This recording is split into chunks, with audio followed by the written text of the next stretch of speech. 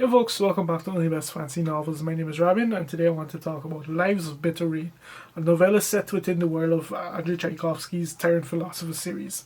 And this novella was actually born from just a bunch of vignettes he wrote about the main character of the third book, Angeli.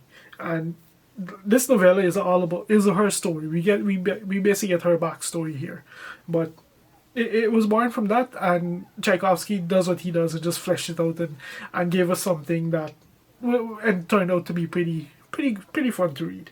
All of that being said, like, this is very much a novella about the main character of the third book.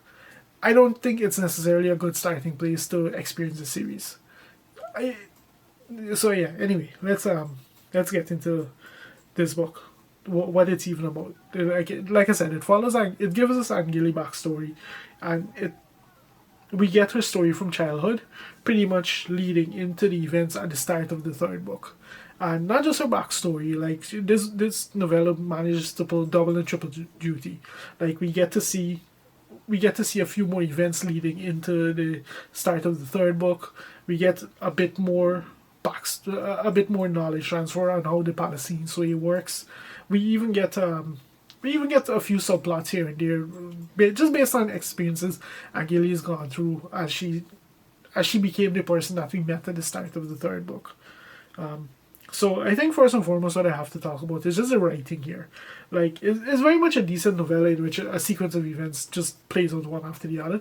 So you can get that feel where Tchaikovsky says that he kind of just put this together from a series of different moments that he wrote as he was kind of fleshing out Angeli as a character. And he just baked into that kind of deadpan humor that he has sometimes. Even as the events that he depicts in the story are anything but funny. Like, maybe it's just me reading too much into this, but this is just another example of Tchaikovsky's range when he really wants to exhibit it, or when he's just writing something with the fun of it and it feels right.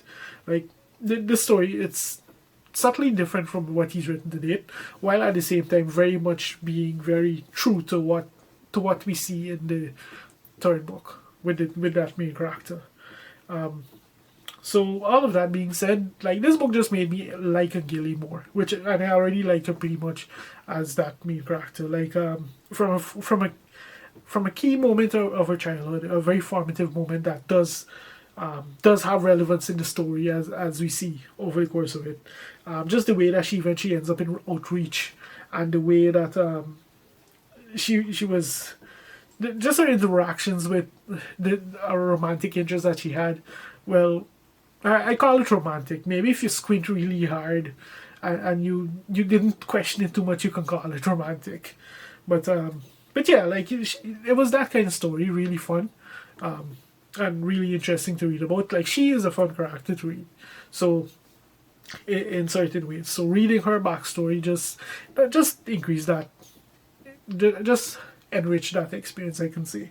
All in all, that's pretty much what this is. It's exactly what it sounds like. It's just a short novella, meant to give us the backstory of a key character in the third book. And it was fun. Like, if you're a fan of that third book, definitely pick this up, because you're gonna get more of what you love. Because, yeah, you're gonna get more of what you love.